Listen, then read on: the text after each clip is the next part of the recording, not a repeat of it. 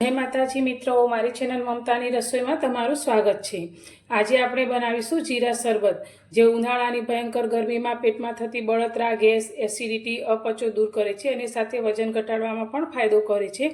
તેવું એકદમ ટેસ્ટી, જે દાવત જેવી કોલ્ડ ડ્રિંક્સ મળે છે તેવા સ્વાદ સાથે આજે આપણે જીરા શરબત તૈયાર કરીશું। તો તમે બજારના શરબતો પણ ભૂલી જશો તેવું એકદમ ટેસ્ટી અને લાજવાબ આપણું શરબત બનશે।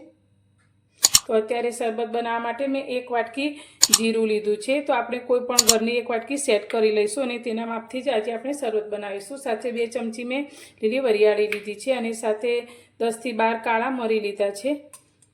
તો આ બધી જ વસ્તુને આપણે સારી રીતે પાણીમાં પલાળવાની છે। તો મેં લગભગ 5 કલાક પહેલાં બધું જ સારી રીતે પાણીમાં પલાળીને રાખી દીધેલું છે। તો તમે જોઈ શકો છો બધું સરસ રીતે પલળી ગયું છે।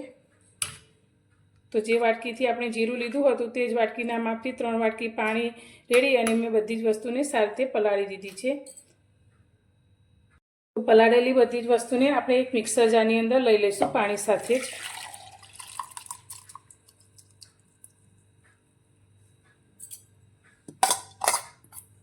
અને બધી જ વસ્તુને આપણે એકદમ સારી રીતે પીસી લઈશું।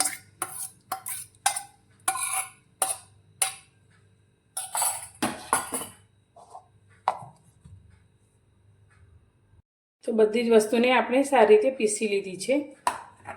તો હવે આને આપણે ગાળવાની છે। તો ગાળવા માટે આપણે ગળણીનો ઉપયોગ બિલકુલ નથી કરવાનો, પણ તેની જગ્યાએ અત્યારે આપણે કપડાનો ઉપયોગ કરીશું।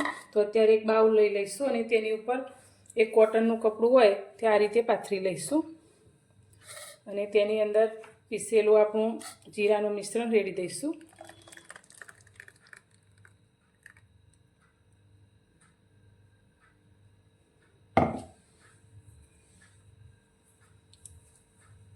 અને આ રીતે કપડાની મદદથી તેને આપણે ગાળવાનું છે।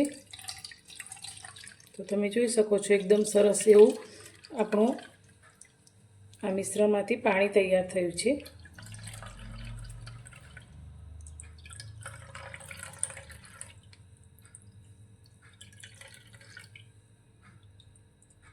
તો પાણીને આપણે સારી રીતે ગાળી લીધું છે। હવે બાકી જે ભૂકો વધ્યો છે આને આપણે ફેંકવાના બદલે કોઈ પણ ફૂલ છોડ વાયો હોય તેના ખાતર તરીકે આનો ઉપયોગ આપણે કરી શકીએ છીએ।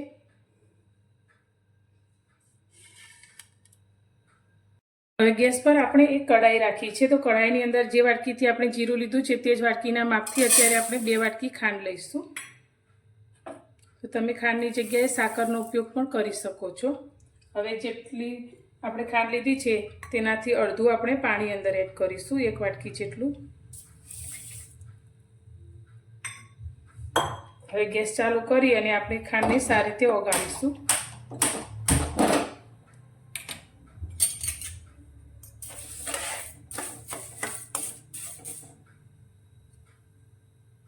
પાણીમાં ખાંડ આપણી એકદમ સરસ રીતે ઓગળી ગઈ છે। તો હવે આપણે જે જીરાનું પાણી તૈયાર કરીને રાખ્યું છે તે અંદર લઈ લઈશું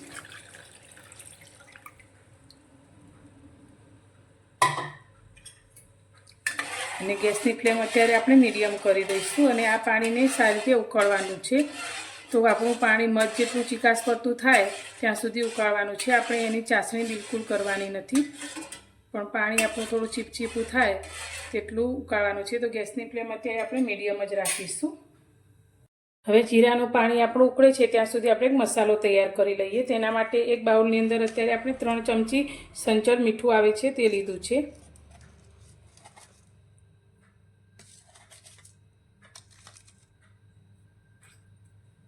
અને તેટલા જ પ્રમાણમાં સાથે આપણે ચાટ મસાલો લીધો છે તે પણ આપણે 3 ચમચી જેટલો લઈશું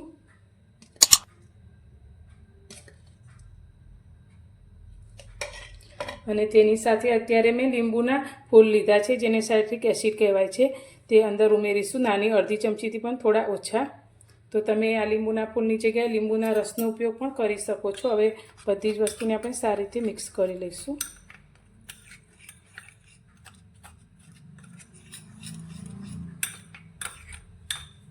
તો આપણો આ ચટપટો મસાલો તૈયાર છે। તો પાણી આપણું સારી રીતે ઉકળવા લાગ્યું છે। તો પાણી ઉકળે છે તો તેની કિનારી પર આ રીતે થોડું ફીણ જેવું જામે છે, તમે જોઈ શકો છો ઉપરની સાઈડ। તો તેને આપણે એક ચમચાથી લઈ લઈશું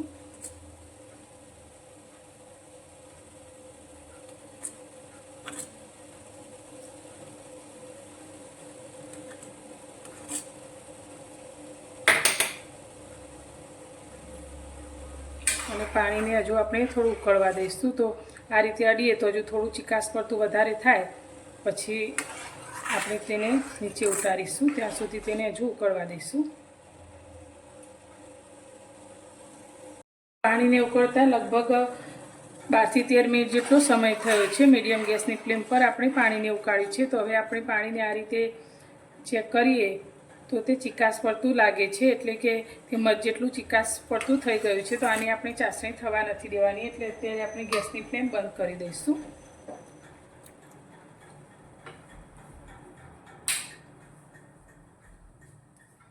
અને આપણે જે મસાલો તૈયાર કરીને રાખ્યો છે તે અંદર લઈ લઈશું અને મસાલાને સારી રીતે મિક્સ કરીશું. મસાલો મિક્સ કર્યા પછી હવે આને આપણે થોડું ઠંડુ થવા દઈશું. શરબત માટેનું સિરપ આપણું ઠંડુ થઈ ગયું છે. તો હવે આપણે આ રીતની એક એરટાઇટ કાચની બોટલ લઈશું અને તેની અંદર આપણે તેને ભરી લઈશું. તો આ રીતે તમે સિરપ બનાવી અને 3 મહિના સુધી ફ્રીજમાં સ્ટોર કરી શકો છો. શરબતને સર્વ કરવા માટે અત્યારે મેં કાચના 2 ગ્લાસ લીધા છે.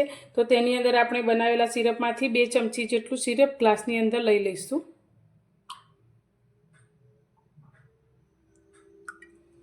હવે ઠંડુ આપણું શરબત રહે તેના માટે અત્યારે તેની અંદર આપણે આઈસ ક્યુબ ઉમેરીશું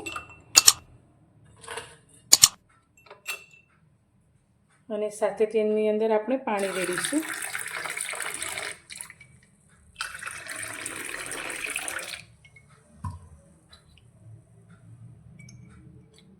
તો તૈયાર છે આપણું એકદમ ઠંડુ જીરા શરબત. તેને આપણે આ રીતે થોડું ગાર્નિશિંગ કરીશું.